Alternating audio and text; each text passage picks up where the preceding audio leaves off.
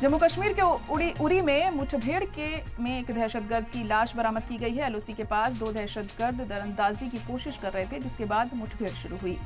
फौज की गोलीबारी में दोनों दहशतगर्द जख्मी हो गए थे। उनमें से एक दहशतगर्द मारा गया, जिसकी लाश बरामद की गई है।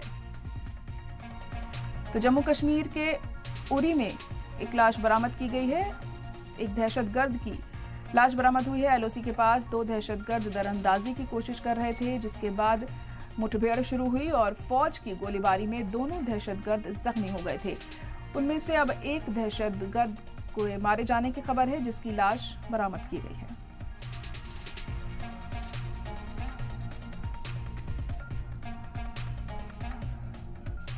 कश्मीर घाटी के शुमारी कश्मीर बारामूला उड़ी में 2 दिन से लगातार फायरिंग का सिलसिला जारी है। अभी तक एक मिलिटेंट की मारे जाने की खबर है और भी मिलिटेंट की मौजूदगी का अंदेशा जाहिर किया जाता है। इस तरह से आपको तफसील से बताते जाए, कल यहाँ पे उड़ी इलाके में कोहलम का जो इलाका है वहाँ पे एलओसी के करीब यहाँ पे इनपुट्स मिले थे, मिलिटेंट की मौजूदगी है, मिलिटेंट यहाँ पे दरारंदाजी करने की कोशिश कर रहे हैं।